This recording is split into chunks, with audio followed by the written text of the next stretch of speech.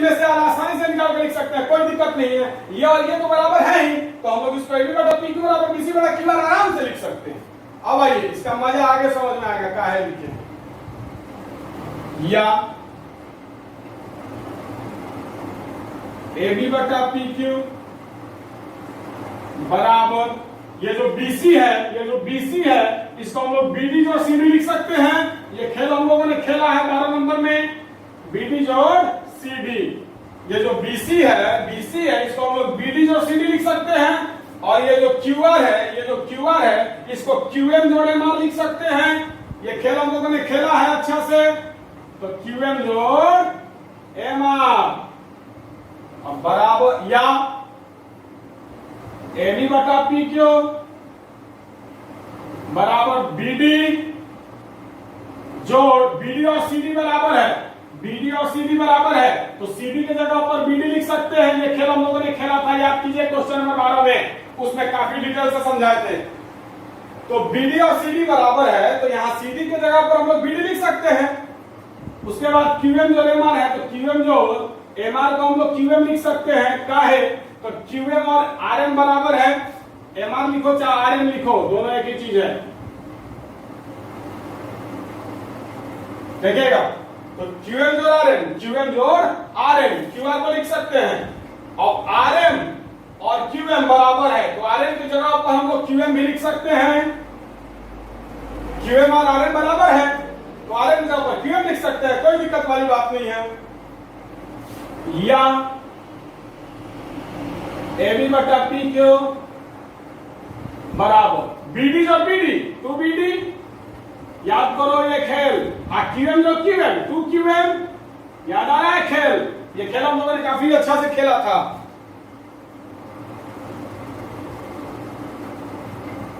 थोड़ा सा देखने में आप लोगों को परेशानी होगी, इसको यहां से हटा करके वहां भी लिख दे रहे हैं, देखने में दिक्कत होगा।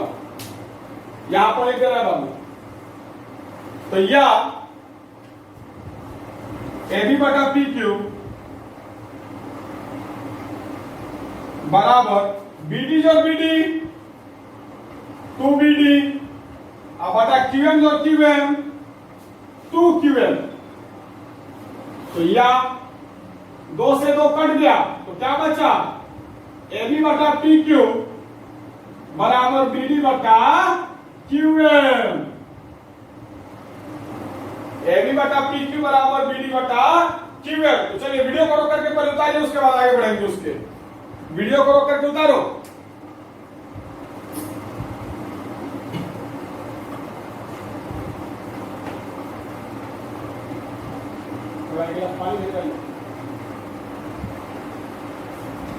वीडियो को रोक करके उतारिए, उसके बाद आगे बढ़ा जाए।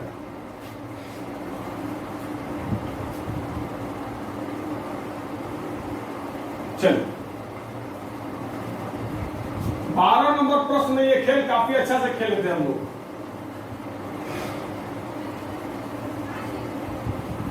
चलिए हम लोगों को क्या आ गया, तो या AB बटा PQ बराबर BD बटा QM, यही हम लोग को आया है। सबसे लास्ट वाला स्टेप को हम यहां पर लिख दिया है, कुछ कारण है।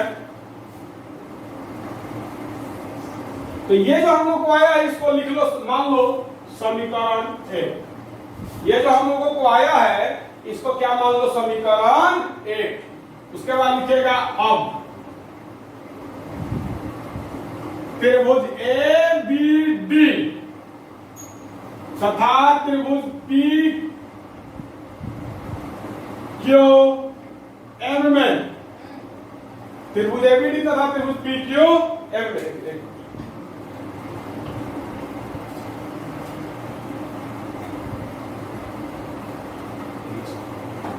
त्रिभुज ABD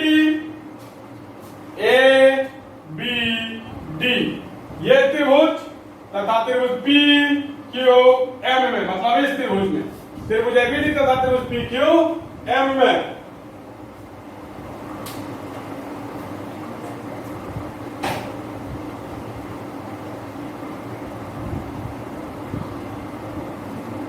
काफी ज्यादा गर्मी है। अच्छा तो चलिए, तो ये फोटो तो आप लोगों ने उतार लिया होगा, ये फोटो को आई थिंक आप लोगों ने उतार लिया होगा, तो हम अब इसके जब रफ करना चाहेंगे, इजाजत होना चाहिए। ये रफ वाला फोटो है बाबू, आपको समझाने वाला, ये फेयर वाला फोटो नहीं है। तो चलिए अब हम लोग को कथी में चलना है, त्रिभुज ए बी डी तथा त्रिभुज पी क्यू एम में कोण बी बराबर कोण क्यू। ये जो कोण बी है और ये कोण क्यू है, ये दोनों बराबर है। काहे? तो चूंकि त्रिभुज ए बी सी समरूप है त्रिभुज पी क्यू आर के, दिया है। बड़का त्रिभुज था भाई,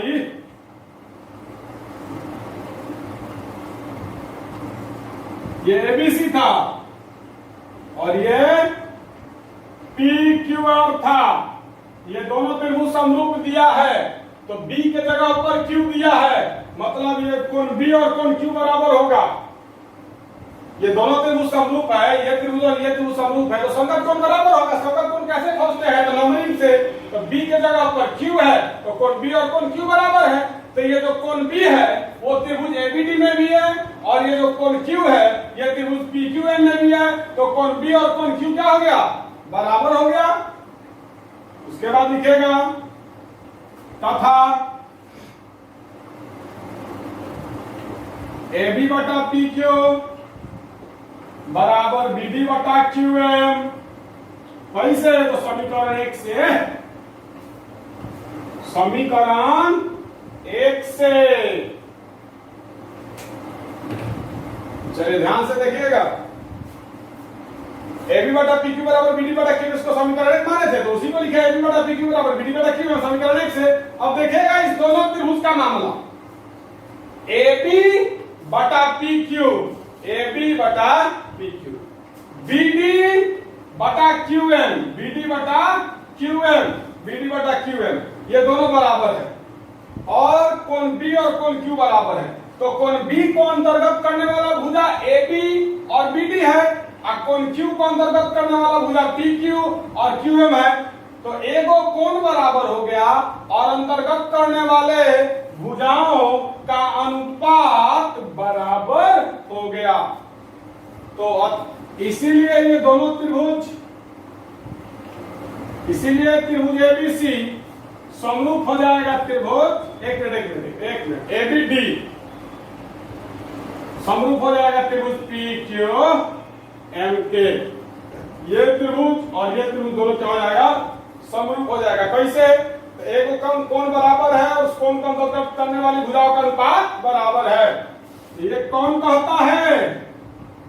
एस समरूपता कहता है ये बात, कि अगर एक कोण बराबर हो और उस कोण को अंतर्गत करने वाली भुजाओं का अनुपात बराबर हो, तो दोनों त्रिभुज समरूप होगा एस समरूपता से। अब जब ये दोनों त्रिभुज समरूप हो गया, तो इसके संगत भुजाओं का अनुपात बराबर होता है।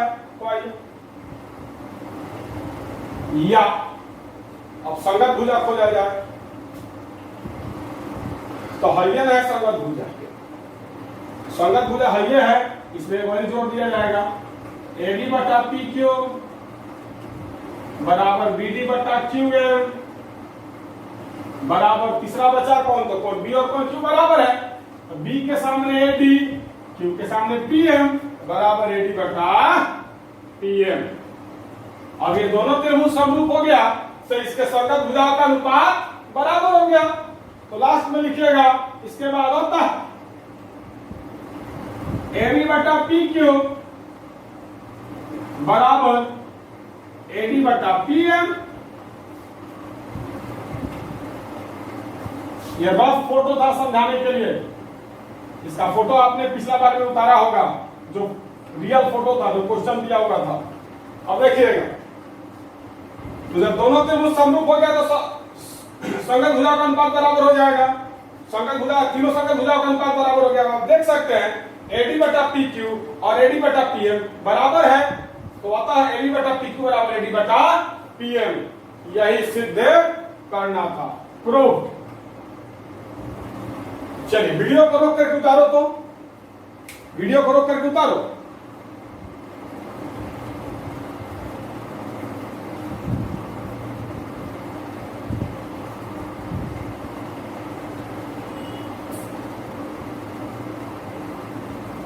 तो चलिए आज का क्लास यहीं पर समाप्त करते हैं और रिक्वेस्ट करते हैं आप सभी लोगों से कि समझने में कोई भी दिक्कत हो तो बताइए। आपको समझ में आ रहा है या नहीं आ रहा है जरूर बताइए कि सर समझ में आ रहा है या फिर समझ में नहीं आ रहा है। आज एक्सरसाइज 6.3 आपका खत्म हो गया। बहुत ही खूबसूरत एक्सरसाइज था। इसके टक्कर का एक्सरसाइज अभी एक और है, एक्सरसाइज 6.5। 6.4 कुछ खास नहीं है, हल्का है। 6.5 इसके टक्कर का है। तो ठीक है, आज का क्लास यहीं पर रोकते हैं। बहुत बहुत धन्यवाद।